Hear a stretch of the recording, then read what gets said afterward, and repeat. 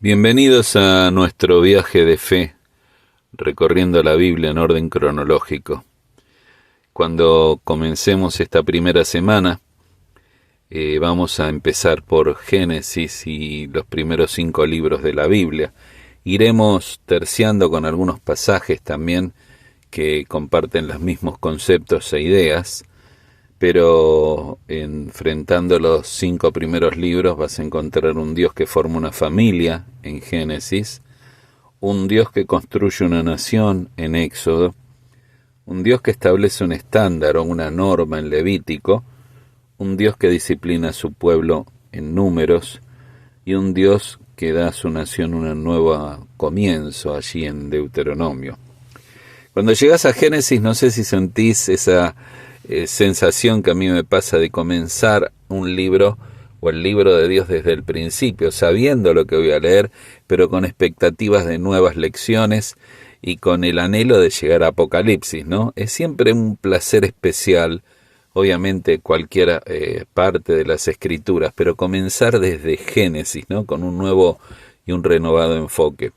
Génesis tiene 50 capítulos, los primeros capítulos, los 11 primeros hablan de la historia primitiva, y del capítulo 12 al 50 la historia patriarcal, la historia de Abraham, Isaac, Jacob y José. Los primeros 11 capítulos, la historia primitiva, de movida tenés que saber que han sido el ataque pleno y furioso de Satanás.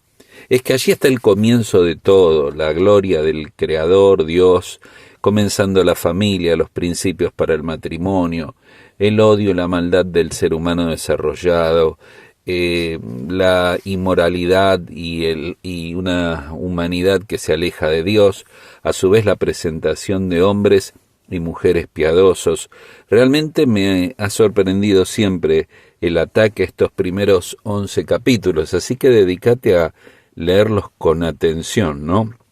Porque son capítulos trascendentes. Cuando comienza Génesis dice: en el principio creó Dios los cielos y la tierra. Qué notable ese principio. En el principio Dios. Siempre Él está en el comienzo de cada cosa.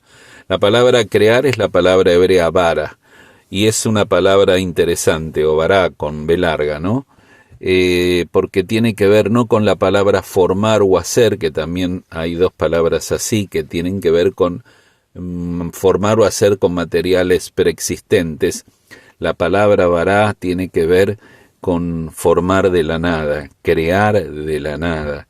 Nuestro Dios creó de la nada este precioso mundo y la humanidad que tenemos, al ser humano lo creó de la nada. Es notable, Él crea, allí en el capítulo 1, Él separa, Él nombra y Él bendice al ser humano. No olvides que Dios es un Dios de bendición, creó al ser humano para bendecirlo. Fue nuestro pecado que nos desvió de todas sus bendiciones, ¿no? Y es notable pensar en esto porque vemos a un mundo desordenado y vacío que Dios lo ordena, primera cosa, y luego lo llena, porque estaba vacío, y lo llena de una belleza y de una creación única, y termina llenándolo con la creación del hombre como la corona de su creación. Vos y yo somos la corona de su creación. Cuando leas el capítulo 1, tal vez ya lo has leído, podés subrayar la palabra Dios. 32 veces se menciona a Dios como Elohim. Elohim es el nombre de Dios que habla de su majestad, de su poder divino. ¿Sabés que Elohim es un nombre plural? Habla de la plenitud plural de Dios, el plural de majestad, plural de plenitud. Es la plenitud de poder, de autoridad y de grandeza de Dios. Así que cada vez que vas viendo Génesis 1 y cada vez que vas viendo a Dios, acordate, Él es el creador, Él es el soberano, Él tiene autoridad absoluta, Él es pleno en poder, autoridad y grandeza. Y si hablamos de pluralidad, seguramente vas a ver de forma incipiente el comienzo de la revelación de la Trinidad. Génesis en su creación muestra, Moisés muestra cómo Dios ordenó y sucedió. Él dijo y fue hecho y llena aquella tierra. Y crea al hombre. La creación del hombre te debería detenerte como algo totalmente distinto a los otros seres creados. Primero porque fue el concilio divino plural, hagamos al hombre. Y segundo porque le dio de su imagen. Llevamos la imagen de Dios. Sí, la hemos vapuleado mucho, ensuciado mucho por el pecado, pero llevamos su imagen, que involucra varias cosas. Primero hay un aspecto de racionalidad. Somos racionales, tenemos autoconciencia. En segundo lugar, somos seres morales. Dios nos creó con conciencia, no solo autoconciencia. La idea del bien y del mal, un elemento claro y probatorio de la existencia de Dios. Creo que es una huella definida de Dios en vos y en mí. En tercer lugar, su imagen involucra que seamos seres creados de forma dándonos la creatividad y la esteticidad, palabra difícil. Pero nosotros podemos contemplar y disfrutar de un amanecer, de una montaña, de una flor, cosa que los animales no pueden disfrutar, ¿no? Un perro no disfruta de un amanecer. El ser humano es creativo y estético, llevamos y plasmamos en nosotros, ha sido plasmada la imagen de Dios. En cuarto lugar, somos seres sociales, creamos y establecemos relaciones duraderas. Dios nos hizo seres relacionales, y como Él es relacional, Padre, Hijo, Espíritu Santo, y Dios nos hizo seres espirituales, su imagen involucra ese anhelo de Dios. Así que esas 5 cosas están plasmadas en vos y en mí. Mira, resumiendo, porque eres el que debe aprender leyendo tus propias lecciones, pero los animales tienen 4 patas que le llevan a mirar hacia la tierra. Nosotros, parados en 2, miramos hacia la tierra. Nos hizo erguidos para mirar los cielos, para ver los cielos que cuentan la gloria de Dios. Así que allí está un Dios que nos ama, que crea al hombre, que le da aquel precioso huerto y que le da las instrucciones claras para tener una relación con Él. Cuando llegas al capítulo 2, los detalles de la creación son ampliados. O sea, la creación del capítulo 1 es un poco más detallada en el capítulo 2, ¿no? Mostrando el propósito y la preciosura con que Dios le dio el Edén al hombre, la orden divina de comer de todo, pero no comer de una sola cosa. No le dijo todo lo que podía comer, solo una cosa, que no fue solo una prohibición de Dios, fue la muestra de la confianza de Dios en el hombre, una prueba de obediencia y confianza en base al amor. Un mensaje que te recuerdo se lo dio a Adán, no a Eva. Adán debía transmitirle la orden de Dios a Eva, algo pasó ahí, ¿no? No fue exactamente correcto. Y la creación de Eva como un protagonismo único de Dios, porque Dios trajo a Eva, Dios creó el matrimonio, Dios dio los principios de separarse, dejar al padre y a la madre y unirse y llegar a ser uno. Así que allí vas a involucrarte en ver la grandeza de Dios y el detalle de su creación. Cuando la lectura nos lleva a Juan capítulo 1, está muy bien, porque los primeros 3 versos nos recuerdan que en el principio era el verbo, y el verbo era con Dios, y el verbo era con Dios, y en el principio estaba, y por él todas las cosas fueron hechas. Juan nos recuerda que Cristo es el verbo, que Cristo es el creador de todas las cosas, que el Cristo de Juan 1 es el que crea también en Génesis 1 este universo. El Salmo 8 que vas a tener como lectura nos invita a mirar los cielos. Cuando veo los cielos, a veces no lo miramos lo suficiente. Cuando veo los cielos, la luna y las estrellas, obra de tus dedos, lo que tú has formado, es hora de tomar la invitación del Salmo 8, mirar la grandeza de Dios, la dignidad que le dio al hombre, le has hecho un poco menor que los ángeles, y exaltar a Dios como el Salmo termina, cuán grande es tu nombre, ¿no? Hay un Dios que nos crea, que nos cuida y que nos corona. Es interesante la lectura del Salmo 104, que también está en nuestro registro, porque es una alabanza a Dios por la plenitud de su creación. ¿Sabés que en el Salmo 115 hay una alabanza a Dios por su fidelidad como Redentor? Y en el 106 una alabanza a Dios por su perdón como Salvador.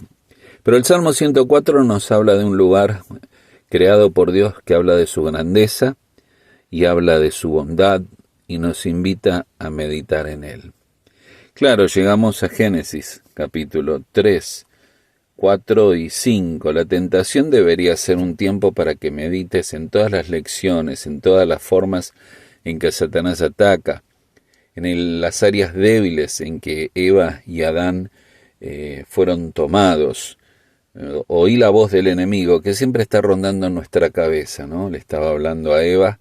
Es una voz que miente, que engaña, que siempre ataca no solo a Dios, sino la bondad misma de Dios. Y Dios sigue siendo bueno. Pero también vas a ver la voz de Dios, que busca al hombre, que lo juzga, pero que le promete en gracia que el Hijo de la mujer, Génesis 3:15, iba a rescatar al hombre caído de la maldición.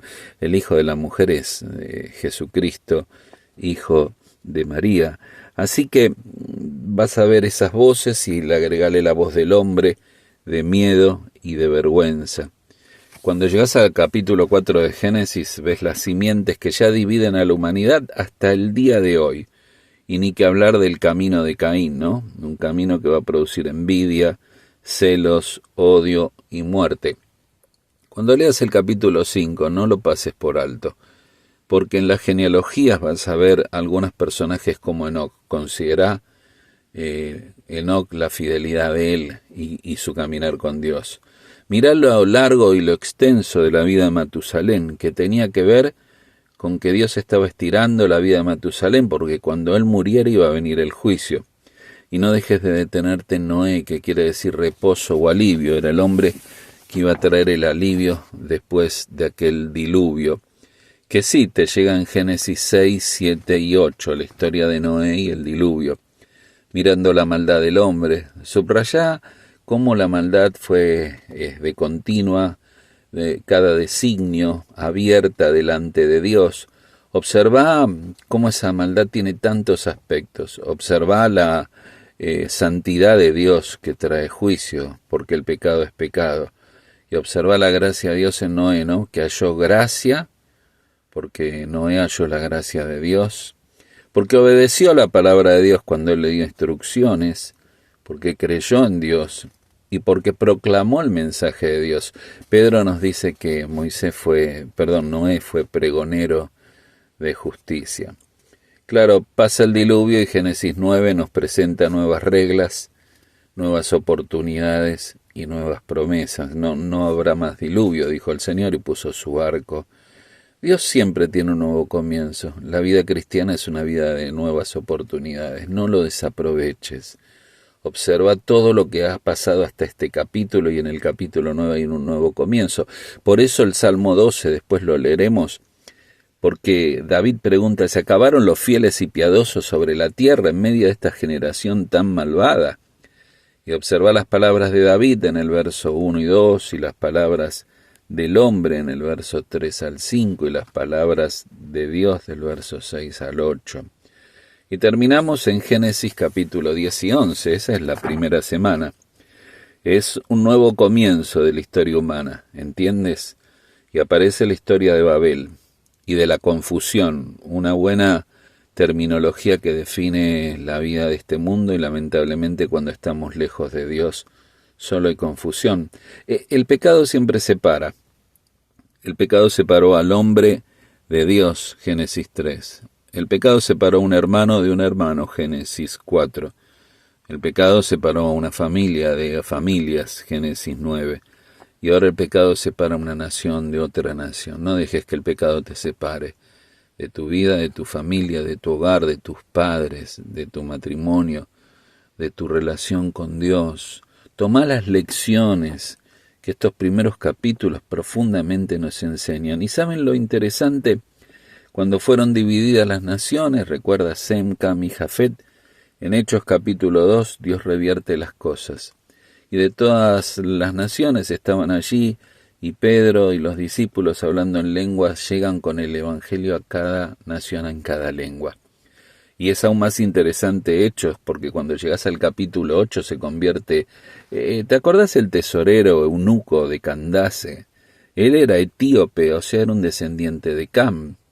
Y en Hechos 9 se convierte Saulo, que era un descendiente de Sem, el apóstol Pablo. Y en el capítulo 10 se convierte Cornelio, el romano gentil, que era un descendiente de Jafet. Cam, Sed y Jafet, dispersados allí en Génesis 10 y 11, son vueltos y unidos en la salvación que solo Cristo ofrece. Mucho para aprender esta semana. Pídele a Dios que sus lecciones en estos capítulos transformen tu vida.